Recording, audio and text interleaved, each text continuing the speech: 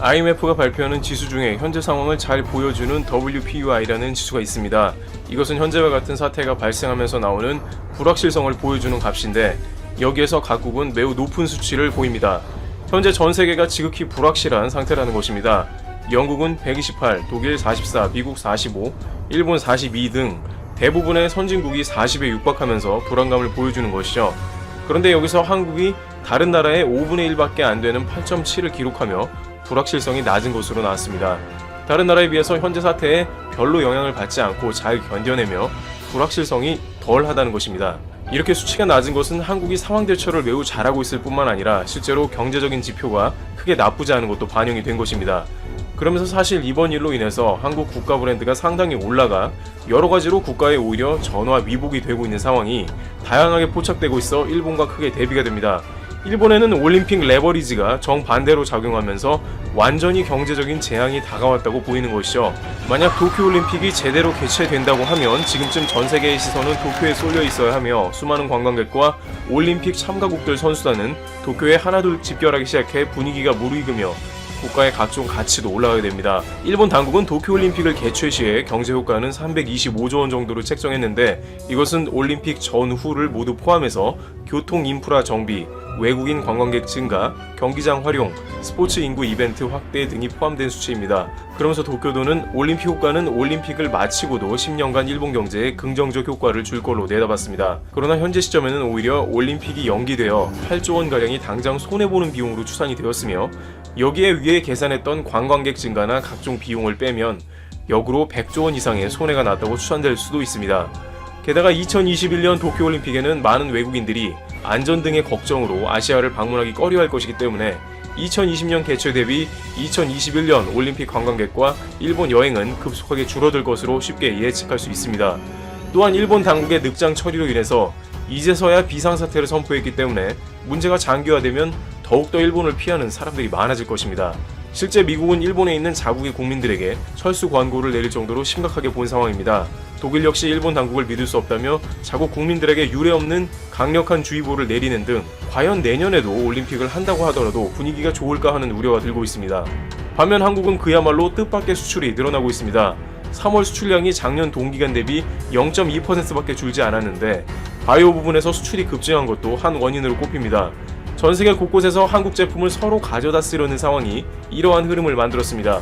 손소독제는 평소보다 12배로 수출량이 늘어났으며 진단키트는 작년 대비 110% 이상의 수출량이 증가했는데 물량이 없어 공급을 못하고 있습니다. 심지어 국가별로 사재기 현상이 일어나며 식량난도 가중될 것으로 관측되는 가운데 한국의 즉석식품과 김치의 수요가 50% 이상의 증가율을 보이고 있습니다. 한국 라면과 즉석밥, 김치 등은 장기간 보관해서 먹을 수 있으며 맛도 괜찮다는 평판이 있었는데 이것이 현재 상황에 맞아 들어간 데다가 최근 한국의 상황 대처도 뛰어나서 한국 제품 자체가 수요가 높아진 것 같다는 분석도 나옵니다. 또한 사회적 거리두기로 인해서 컴퓨터 관련 제품, 무선 통신기기도 80% 이상이나 수출이 증가가 되어서 다른 나라에 비해서 수출 실적에 상당한 선방을 거둔 것으로 풀이되고 있습니다. 이와 같이 전 세계의 모든 나라들의 불확실성 지수가 최고조에 이르며 국가의 경제가 셧다운되는 초유의 사태를 맞고 있으나 대한민국은 오히려 전 세계의 바이오 강국으로 인식되었고 투명하고 정직한 상황 대처를 하며 전 세계에 귀감이 되는 모습을 보여주며 불확실성 지수조차 타국의 5분의 1밖에 안 되는 기적과 같은 상황을 연출하고 있습니다.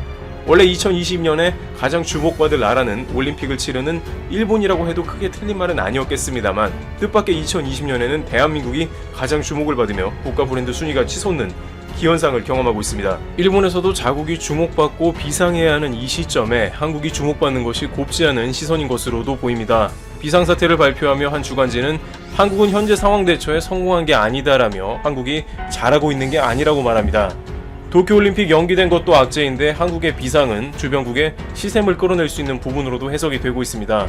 그러나 독일 언론에서는 한국이 최소한 수십억 유로를 수출하고 바이오 강국으로 성장하는 국면이라고 조명하면서 분명한 국가 시스템과 성숙한 시민의식이 모범이 되는 국가의 표본으로 자리 잡고 있다고 전하고 있습니다. 트래블튜브 여기서 마치겠습니다. 올해 골든글러브 외국어 영화상을 받고 이제는 아카데미 오스카상을 노리고 있습니다. 기생충을 통해 전 세계에서는 한국 영화에 대한 관심이 더욱 커지고 있고 그동안 진행되어 온 한국 영화 리메이크 열풍까지 더 뜨거워지고 있습니다. 기생충은 이미 미국 케이블 채널 HBO가 판권을 사서 드라마 제작에 나섰습니다. 지난 16일 봉준호 감독은 기생충 TV 시리즈는 리메이크가 아닌 고품질의 확장판이 될 것이라고 밝혀 기대를 모으고 있습니다. 그런데 기생충에 앞서 봉준호 감독의 전작 설국열차 리메이크작이 먼저 전파를 탈 예정입니다. 워너미디어 케이블 채널인 TNT에서 지난 2016년 설국열차를 드라마로 만들어 제작이 되었는데 스노우피어서라는 이름으로 오는 5월 31일에 첫 방송될 예정입니다.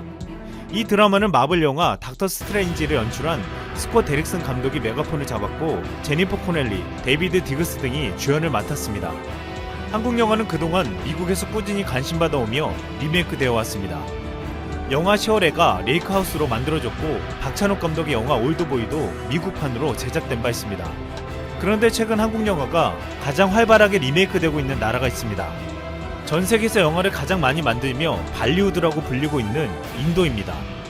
인도는 매년 1000편 이상의 영화를 만드는 세계 유일한 나라로 기네스북에도 등재되어 있습니다. 2018년 인도 영화 시장은 24억 4천만 달러로 미국과 중국에 이어 세계 3위까지 올라섰습니다. 인도 영화 시장이 더욱 놀라운 것은 자국 영화가 80%가 넘고 있다는 것입니다. 이렇게 자국 영화가 강세를 보이는 시장에서 최근 한국 영화가 원작 컨텐츠로 떠오르며 주목받고 있습니다. 발리우드에서 공식적으로 리메이크된 첫 한국 영화는 원빈이 주연을 맡았던 영화 아저씨였습니다. 그동안 올드보이 추격자 달콤한 인생 등이 무단으로 리메이크된 적은 있었지만 정식으로 판권을 사들이기는 이 작품이 처음이었습니다. 인도의 유명 배우 존 에이브러함이 주연을 맡아 2016년 로키 앤 썸이라는 제목으로 개봉했는데 줄거리는 물론 명장면들이 그대로 재현되며 좋은 반응을 끌어냈습니다. 인도판 아저씨 로키 앤 썸은 58억 원의 수익을 올렸고 당시부터는 헐리우드 대작에 밀리지 않으며 흥행에 성공했습니다.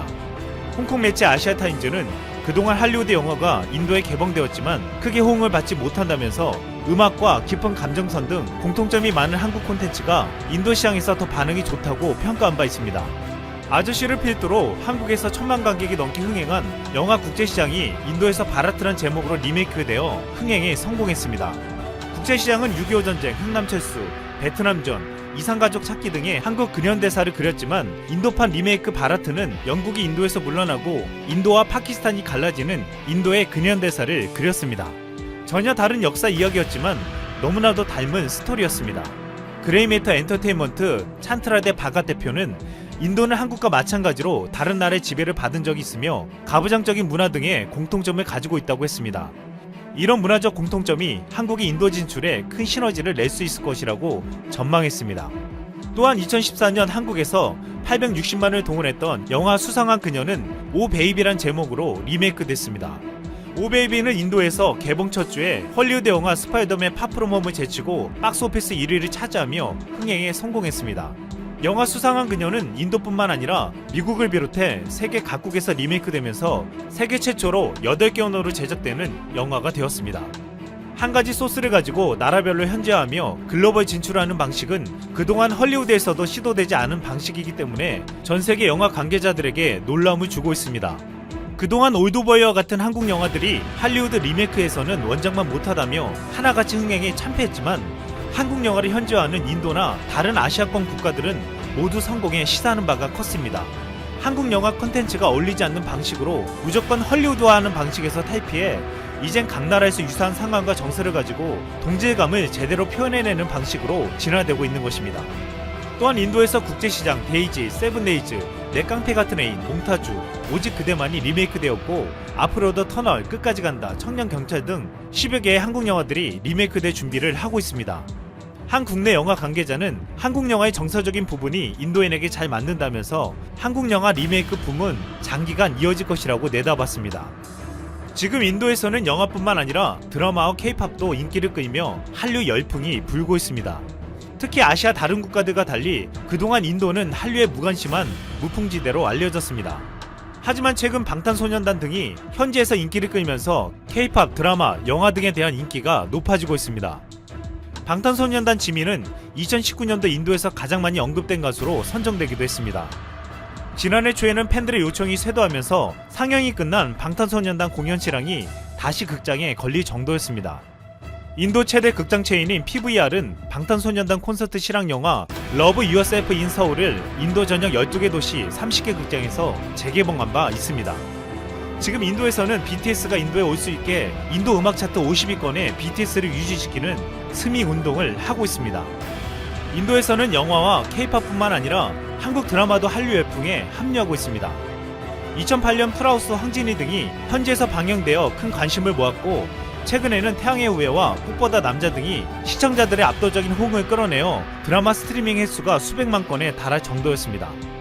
인도는 13억 8천만의 인구를 지니고 있고 GDP가 세계 5위인 경제대국으로 거대한 시장을 가지고 있습니다. 인도의 미디어 엔터테인먼트 산업 규모는 2016년 13%가량 성장하여 2017년에는 1조 5천억 루피, 약 24조 4천억 원에 이르렀습니다. 이 같은 산업 규모는 2020년에는 40% 이상 커질 것으로 전망되고 있습니다. 이에 한국은 미국, 중국에 이어 세계 3위인 인도의 거대한 미디어 엔터테인먼트 시장을 차세대 한류 거점으로 삼을 계획을 세우고 있습니다. 지금 한국의 콘텐츠를 만들어내는 놀라운 창조력은 놀라운 속도로 전 세계를 장악해가고 있습니다.